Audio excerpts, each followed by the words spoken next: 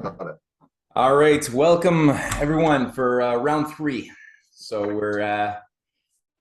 we went through a lot. We went through a lot. The first week, I'll do a quick little recap of the essentials, though obviously this does not do justice to the idea content of what we all worked through, and anyone who's been there knows it.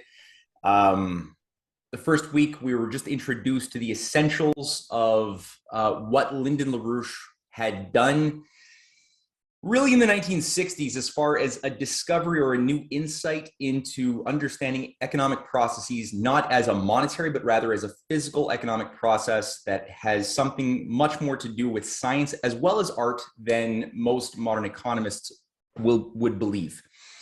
And this understanding of economics as science was much better understood as we've come to recognize through the writings of people like Alexander Hamilton, Abraham Lincoln, Henry C. Carey, a long time ago, way before we were born.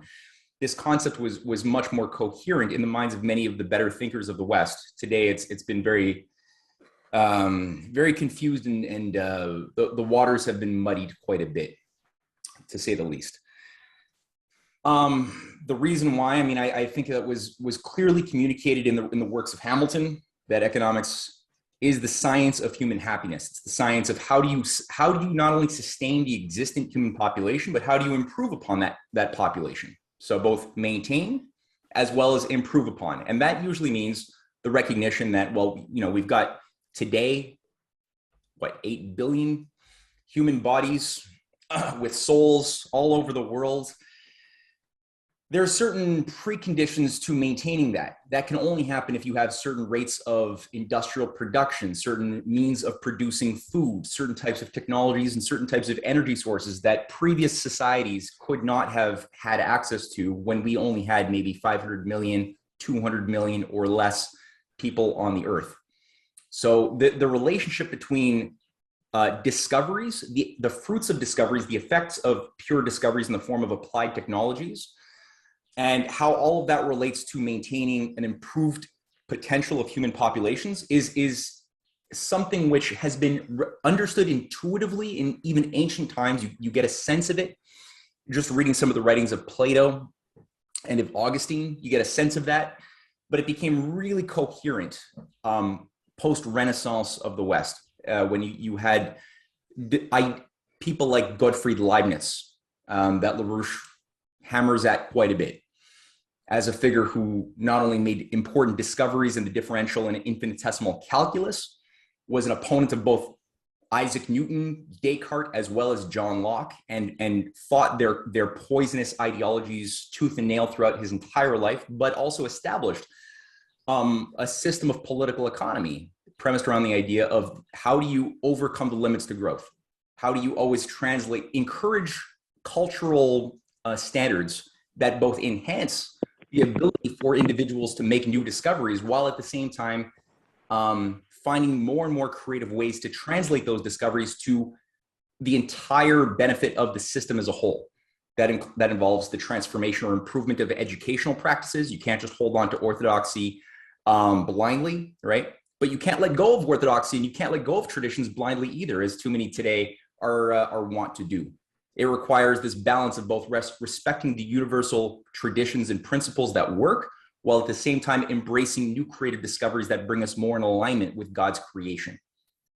Change, no change, right? How do you make the two seemingly incompatible ideas of no change and change somehow dance together in an organic way, in a natural way?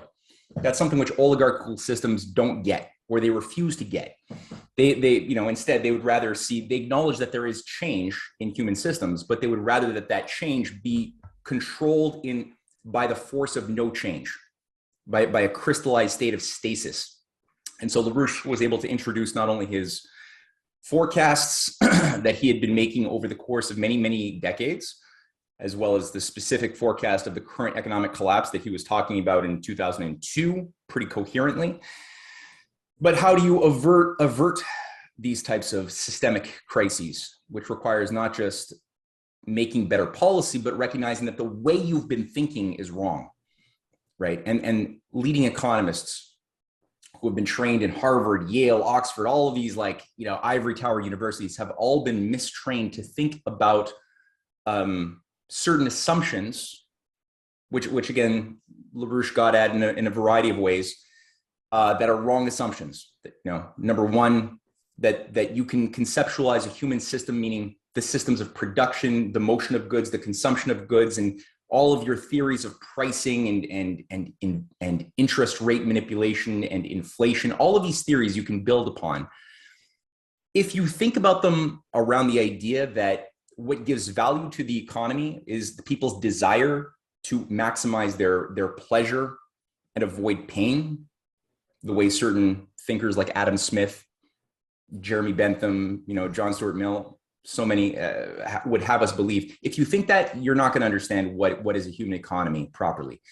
Similarly, if you think about the geometry in the space and the time in which human beings operate as being something which could be described in Euclidean terms, you're also not going to understand what is shaping the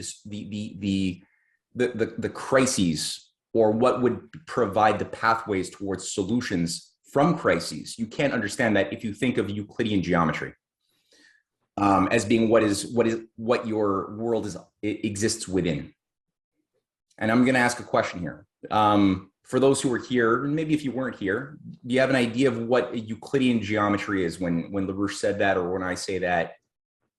Can somebody give me an idea of what is a naive Euclidean? What are the essential characteristics of a naive Euclidean geometry?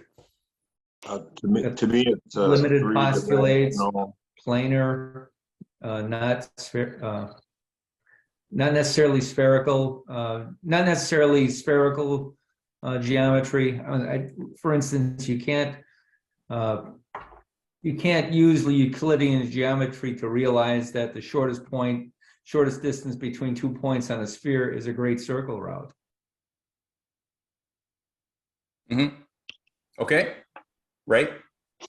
That when you're dealing with a topography like a sphere, if that's your space that you're operating within, then what worked when you were in a lower two-dimensional flat space of thinking no longer applies to your higher three-dimensional volume space of curvature. Yeah, right. The rules break down.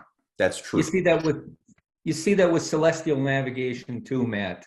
Where when you're plotting things just in your comparatively tiny corner of the world, you can assume that everything's a plane.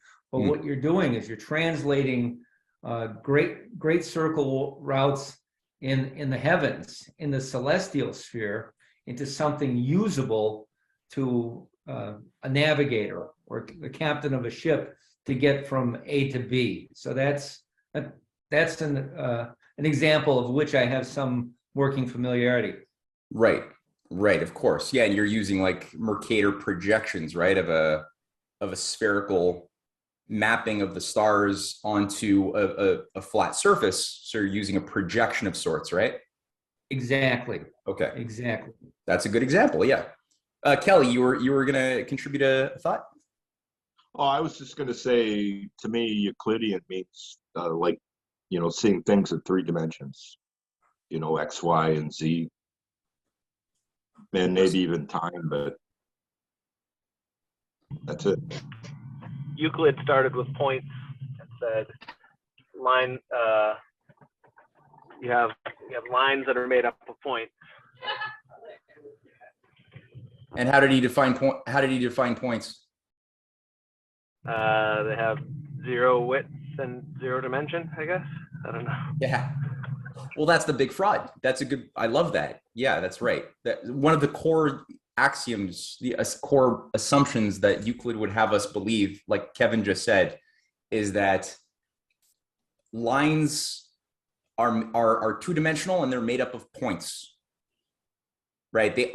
Lines only have height or width, whatever. They only have 1 dimension. They only have width, but they don't have height or breadth. And he also says a surface is like an infinite array of lines, which have only width and breadth, but no height. Right? And a volume is a 3-dimensional space that is made up of width, breadth, and height. But then he says, here's the see if you can see where the mind fuck happens. He says, as Kevin just pointed out, lines are made up of infinite points, he says. And a point is defined as that which has no width, breadth, or height. Do you see where the brainwashing happens? Something for nothing. Yeah. Everything that seems to be something is actually made up of a bunch of nothings, infinite nothings, actually. And how do you add a whole bunch of infinite nothing, these points together to get somehow a something, a line, right? Matt, they actually analyzed that conundrum on a recent television show, Young Sheldon, with the slow kid living next door to Sheldon, couldn't figure out the difference between 0 and nothing, and neither could Sheldon. He brought it to his 2 physics professors, and they resolved it by saying, "Well, let's believe in 0." That's funny. That's That one's a big conundrum, isn't it? Even philosophically, that's a big conundrum. well. This is something Plato was poking fun at in his in the Zeno paradox, right? This idea that if you think about it, if you think about space in that naive Euclidean way, that involves all like a distance as being just a line that could always be divided and subdivided forever, there is no way you could possibly go from point A to point B, because you'd always be passing through an infinite halving, right? Which would result in you never getting anywhere. But then, you could throw an apple at a tree and that apple hits the tree. So there's obviously a different character to space than that stupid, naive, mathematical abstraction, which can get our minds into all sorts of intellectual knots. And you won't see things like, like you could say mathematically, well, or like from that ivory tower standpoint, well, if I just blow a bubble gum and just keep on blowing it, that I can imagine a sphere in my ivory tower, imaginary abstract space. I can imagine a sphere that's super tiny, that just always gets bigger and expands and expands. A sphere is a sphere, it's eternal. But as soon as you start looking in the real world, right, and we start looking at like a hubba bubba bubble gum blowing up, all of a sudden you might imagine that could always blow infinitely into the future, right, as ever getting bigger. But the reality is there are physical forces that your naive geometry doesn't presume exists, which will cause it to blow up in your face. And that's the problem with economists today. So all of those economists throughout the 1970s and 80s who have been making linear projections, talking about how you could just make money with money and make different types of collateralized debt obligations, right? And then speculate on the value based on the futures and the spot markets of what the insurance on these debt obligations that are bundled are going to be. There's so many creative financial instruments that all projected infinite growth, monetary growth, not ignoring the real world, while the real world suffered an atrophy of the powers of production, right? Canada, the US, we lost our factory base. We lost our means of producing infrastructure, building new things. We lost it all as we became more and more based upon services. So we could see the rate of growth of the monetary, the financial system just blowing up, and nobody saw that we were imposing new boundary conditions in the physical universe that were resulting in a collapse function we were bringing onto ourselves because we chose to stop looking at reality. So now we've got reality slamming us like a bus, really fast, really hard, and we have choices to make.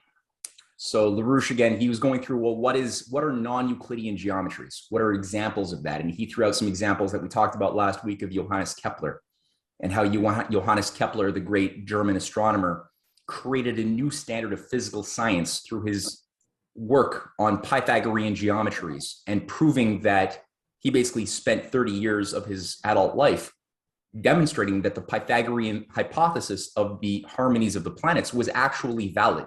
It hadn't been fully proven until he came around and produced his 3 laws of the Kepler's laws, right?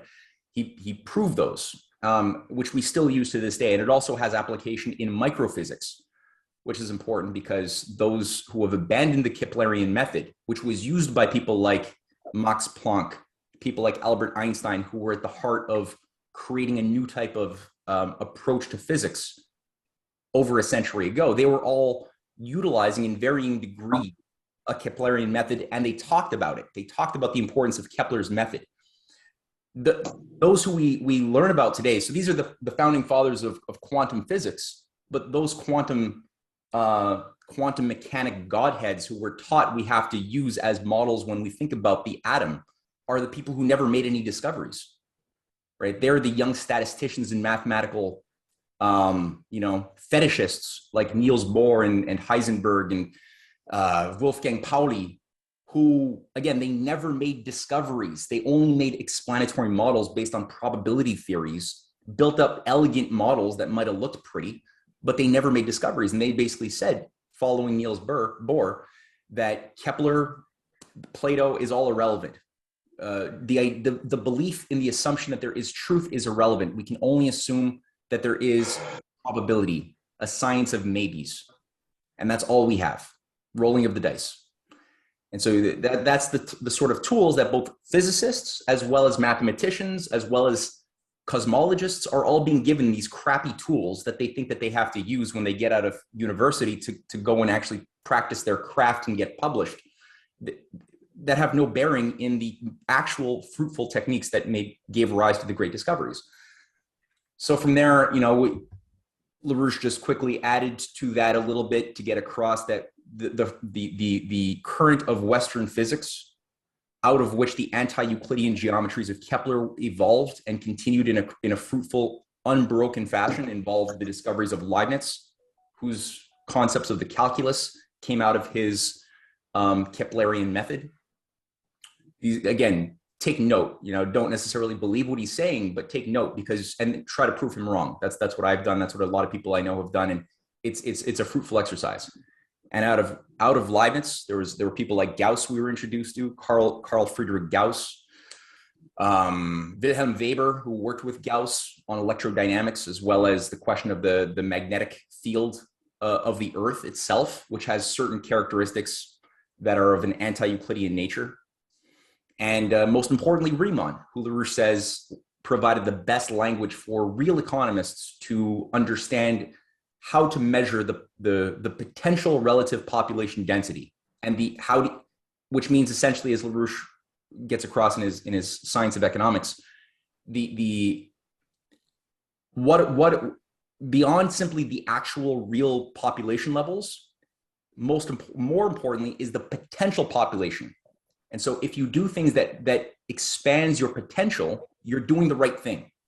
If you're applying new discoveries that make your productive powers of labor better, you're doing the right thing, right? You can move into, you can grow into a bigger space that you create for yourself by these new nonlinear discoveries. If you do like the World Economic Forum fanatics would have us do, which is shut down our viable energy sources, shut down our fertilizer and our food production, and forget about actual meeting the needs of people. If you create scarcity, then you can contract your potential, and sometimes that contraction of potential might even make the potential fall below the actual population levels, and then you get a Pygmalion effect, right? Where then those who have been saying, the Malthusians who had been arguing that we're overpopulated, all of a sudden have empirical data to say, look, it's true now, isn't it? You thought we were lying, and they, what's obviously dirty about this is they were the ones lighting fires in the village, telling you fire was bad. If we allow fire to happen, it's going to cause, mass death. So we abandoned fire, but we forgot the fact that the people who caused us to see villages burn were the arsonists, who were the ones trying to make the argument that fire is bad. So nuclear energy is bad. Hydrocarbons are intrinsically bad. All of these things are bad. So it's a sophistry, and it's a dishonest thing. And so this brings us, I think, now to the current problem of sense perception. And that's what we're going to start looking at today. Is the new section is what is sense perception, and where does sense perception fail in such a way that the mind alone can understand how to see things that the eyes fail to see, which is important as well for every branch of science. So I'm going to do a little screen share here as soon as I can find my correct thing.